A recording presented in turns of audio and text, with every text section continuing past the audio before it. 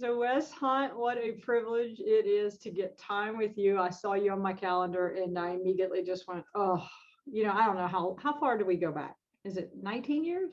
It's 20 years? quite a long time, Casey. I don't remember the exact date, but it's been a wonderful partnership. And I felt the same when I saw the invite come across. Oh my goodness, I get to talk to Casey. That's awesome. Yeah, right. We're going to have coffee together today. Yeah. So tell me, because gosh, we're in the craziest time in our lives. I can't imagine it's going to get crazier, but I hear it might be. But what's happened over the past year for you? Give me just sort of a brief. Of course, I'm going to go back to March of last year, pandemic announced. Then we go into margin calls, really concerned about all businesses even making it through the margin calls. Then we go into the surge of volume.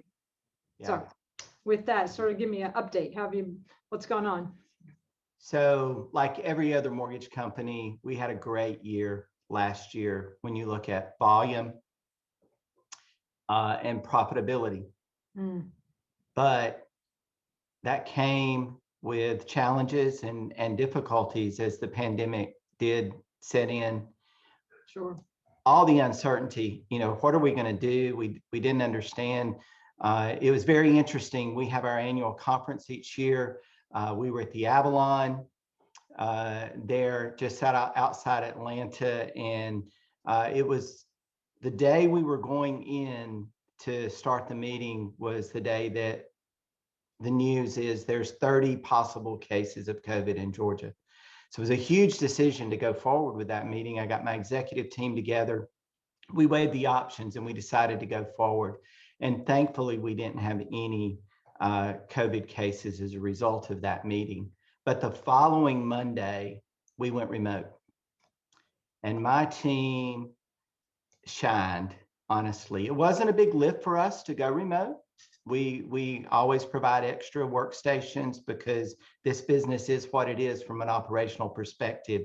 People give extra hours in busy times, and I've always been very blessed by employees who are willing to give that extra mile.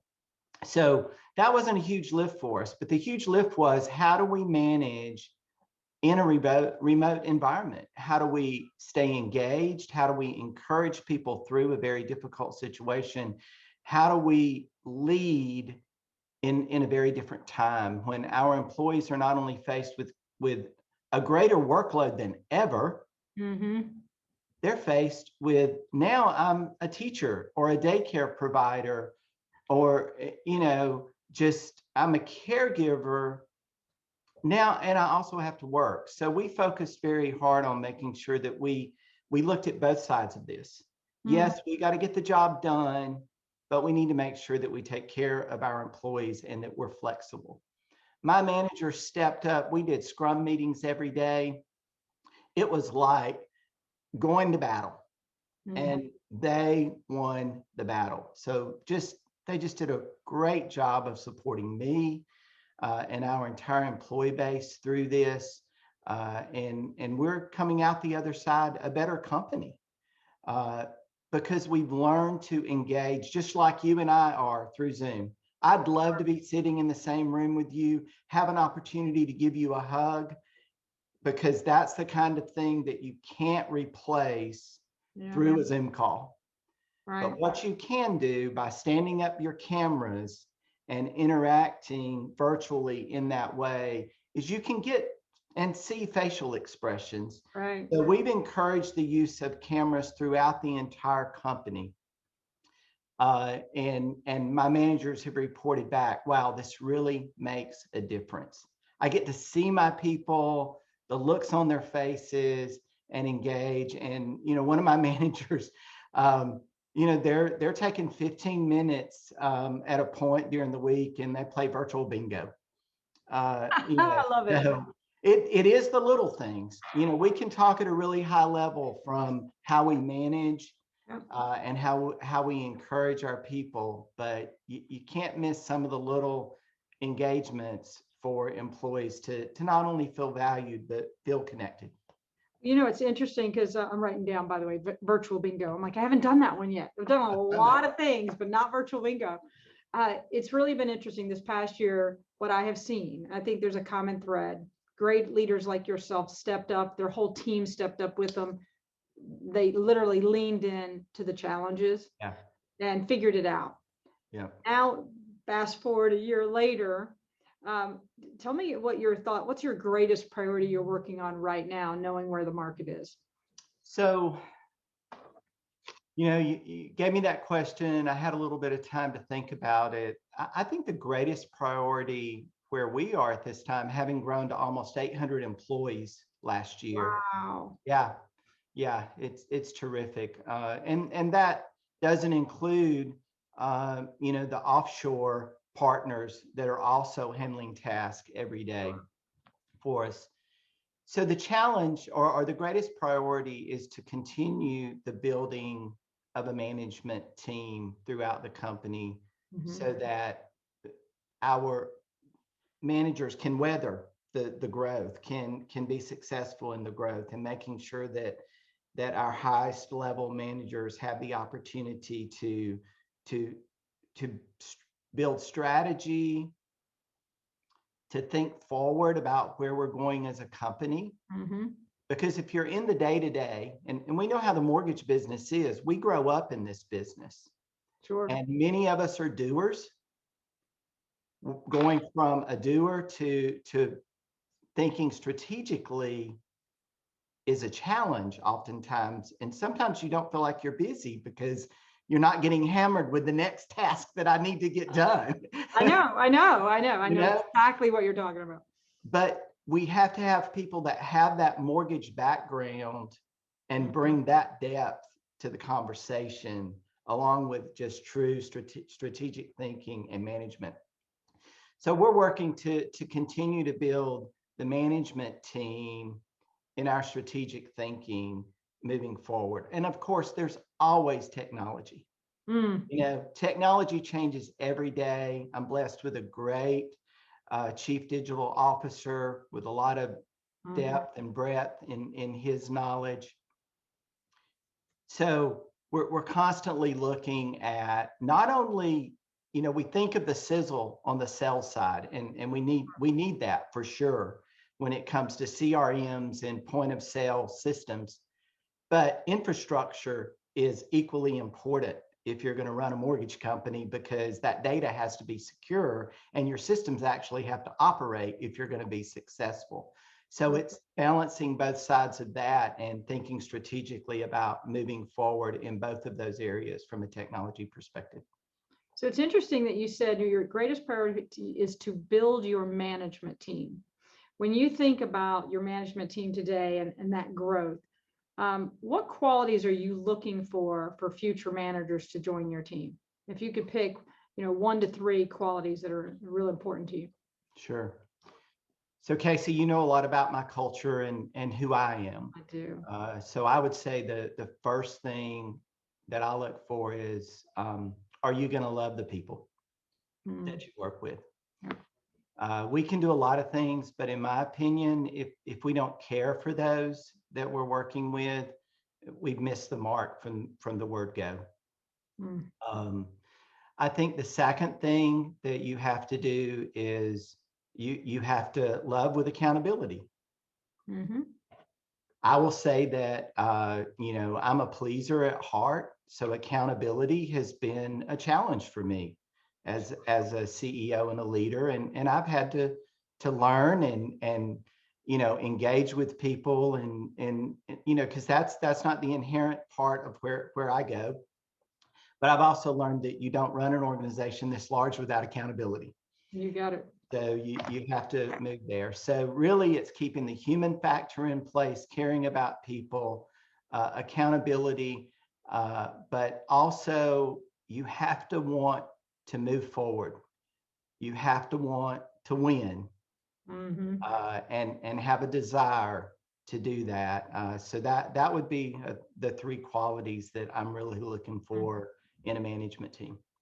You mentioned your culture, and Wes, you do have a beautiful culture. I got to tell you, again, when I saw that I was going to get to interview you, I know you well enough, and I've been to your offices and met your people, and you've just been an amazing friend, and your culture is special.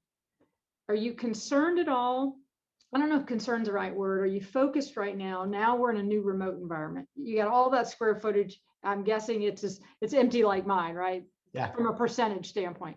yeah. What are you doing specifically, if anything, and are you concerned about the culture and how to preserve it? Yes. I mean, there is a dynamic that you can lose when you're not together. But when you think of a company that is coast to coast, we have employees in 4 different time zones now. You can't gather everyone together in the same building, Mhm. regardless of how hard you try.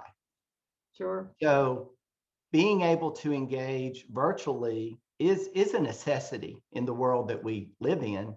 And it's a skill that we've actually learned over the last year and done a much better job of, and are a better company as that. So how do you keep that culture and work remotely? That the question you asked me. Um, you intentionally engage, you intentionally communicate. And some of the ways that we've answered that call is we have monthly town halls Okay. now, something we didn't do in the past. It's 1 hour, it's quick, fast and furious is what I call it.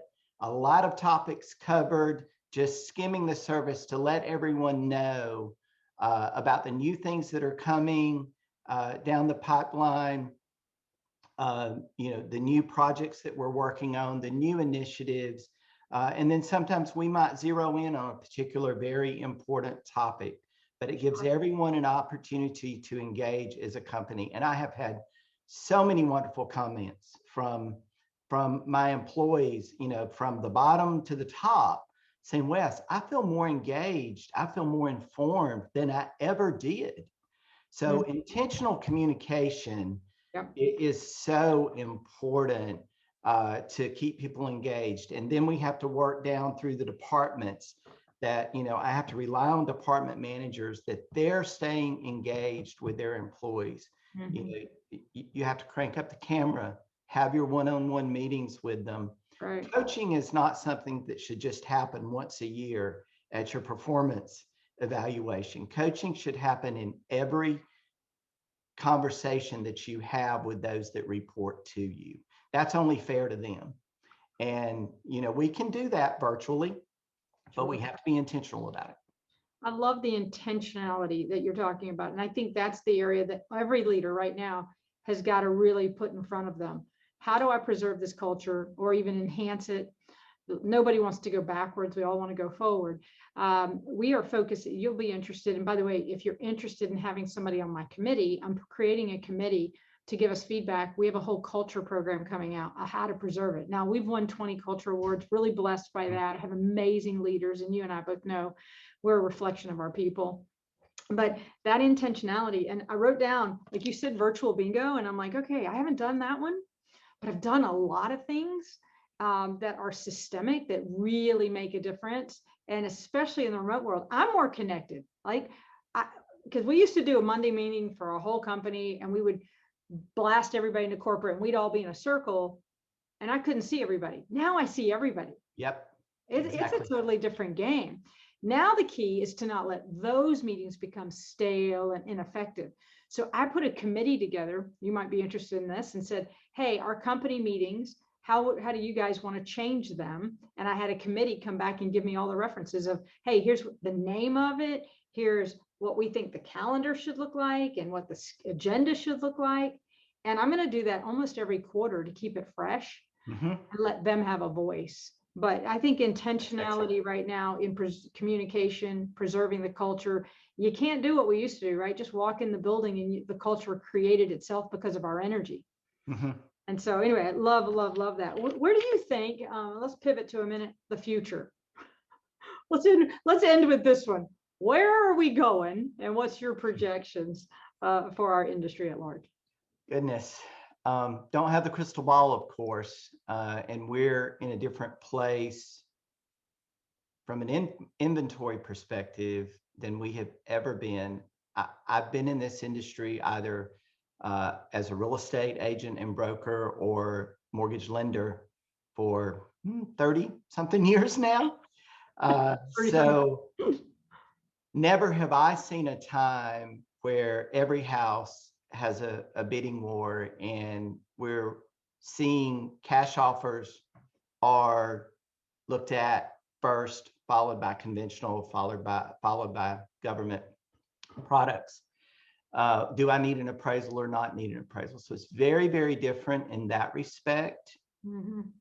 On the coattails of COVID and the disruptions to the supply chain, the disruption in the workforce that we've had, we're hearing a lot from the builder community around delays in getting materials. So there's delays in finishing the product. We still have high demand, which is wonderful. But when will we cross the affordability bridge where it's no longer affordable? Right. And wages haven't kept up with the inflation and the cost of housing. There will be a day that we have that correction. So we have to prepare for that. We just came back from our annual sales incentive awards trip, and we did go in person. Where did you go? Phoenix, Arizona. We stayed stateside because of COVID. Had an amazing, amazing trip. It was so good to see everyone. But at our farewell dinner, I looked at my teams and the top producers that were there, and I said, you got to get ready for this next shift. You need to look at your processes of how you're bringing business in, how you're engaging with your referral partners, possibly cast a wider net because of the lack of inventory that's in the market. So it's a new day in that respect for us. We've not seen that before. So we have to prepare by really engaging with all of our clients. We're not a big refi shop. Right. We've always been a great purchase lender, but there are a lot of refis still to be had in this market. And we need to focus on those as well, because we can't necessarily create the inventory as a mortgage lender.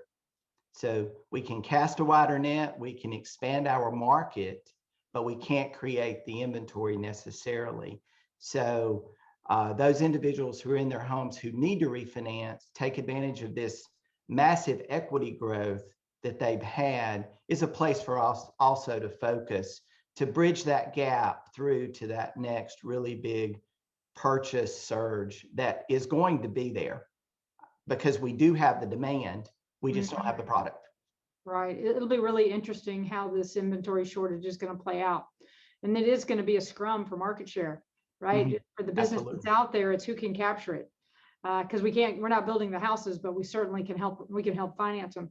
I just wanted to first of all let you know how much I think of you, that my best friends went to work for you. And you may not even know that, but I reached out to one of your senior guys who I'm very close to, and said, hey, I'm referring them to you because I trust you.